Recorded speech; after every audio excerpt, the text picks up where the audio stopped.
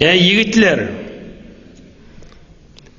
ey yaş dostlar, Ammar'ın öz sözünü dinle.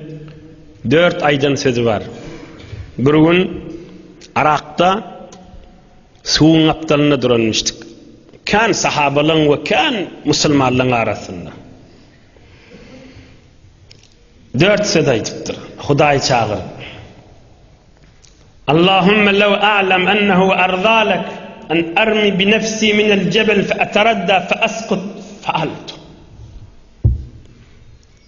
Hudaýa eger men şo dağdan özümüzün etek düşýänçem pir pıtir bolup dogrum bolsam sen radi boljak bolsaň Hudaýa özüm dağdan oklaryn dipdir. Bir söz. İkinci söz.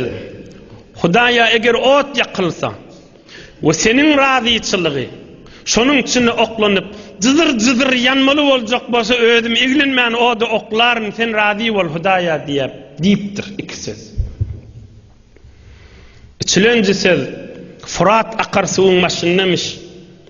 Hudaýa sen emrin bolsa ve sen razi boljak bolsaň şu suwun içine özüň oklatda içinde boğulup suwun etegini dinibi bölmeli bolsa ve sen raziçylygyň şonda bolsa eteginden çykman yataryn janym çykýança diýipdir.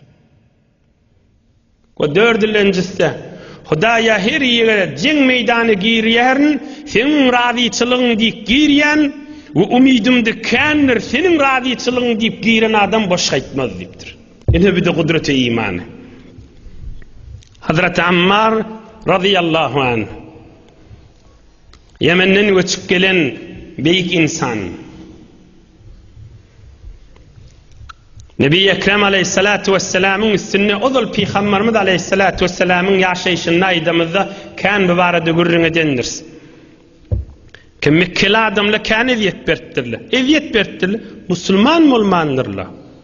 Kafir olup geçiptir bir tuturlar. 13 yıllar Peygamberimiz aleyhisselam aralarındamıştı. Birce 70-80 nefer Müslüman vardır. Ahir öldürecek deyip kovalaptırlar. Bu ölüp gidellere tebbet yada abi lehabin ve tebbul küttüler. Kıyamete çeli ruhları, özleri hemmek için gözünden kaçıp ölüp gittiler. Hazreti Mevlana nâme diye zin tenazuha Muhammed der acab der teaccub niz mande bu lehab. Peygamberimiz heyran galyya diptir şöyle imana girmeyeler diptir. Ebu Leheb heyran galyya başka yurttan gelip şöyle Müslüman molyalı diptir. Zin tenazuha Muhammed der acab der teaccub niz mande bu lehab. Peygamberimiz heyran galyya şöyle näme dip Müslüman bolanak diptir. Peygamberimizin nur bağından gelip hayırlanan akla ne kölvesinden, ne gülünden, ne meyvesinden Ebu Leheb heyran galyya diptir. Hem başka yurttan gelýärli diýýärli diptir.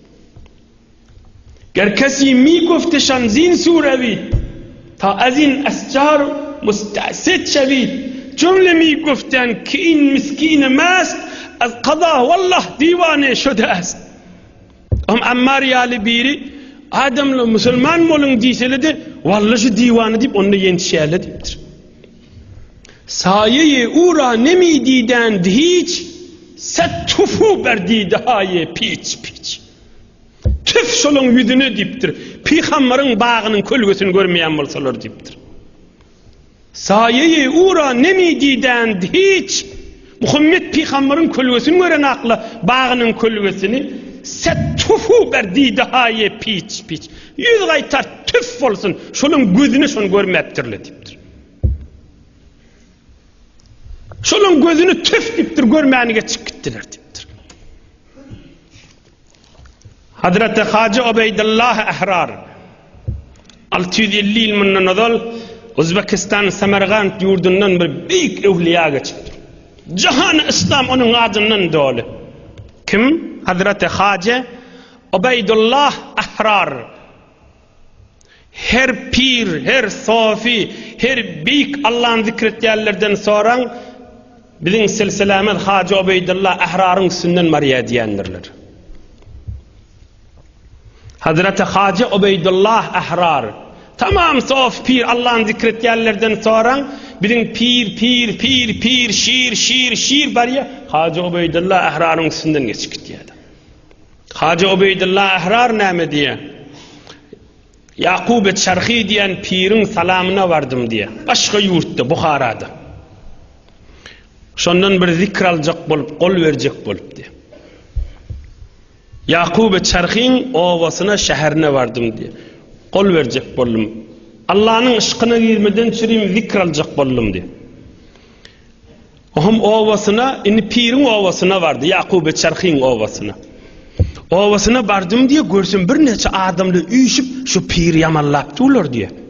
Men kenarından barip dinlep durdum. Men yerlerden gelen bir pir diyerler qavadım der o dedim diye. Ne öz ovası yamallap durdu on. Ay yoga izmek deyin ne dedim diye. Ay yine şondan geldim bir salamlaşayın dedim diye.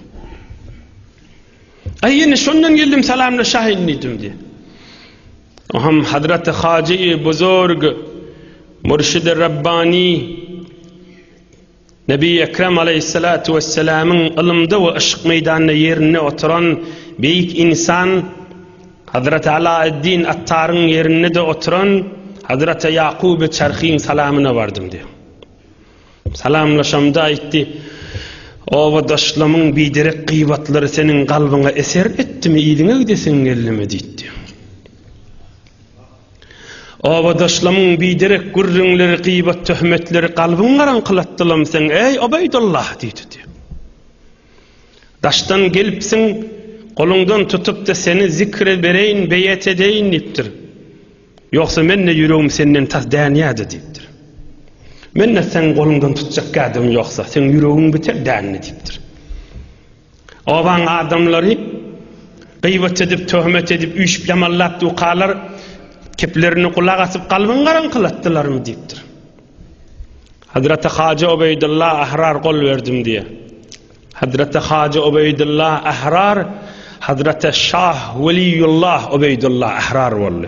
Şonun gurrundaş olmağı bilen, şonun hem sohbeti bilen, şonun alan zikrin nuru bilen, şonun büyürük ve irşadatları bilen.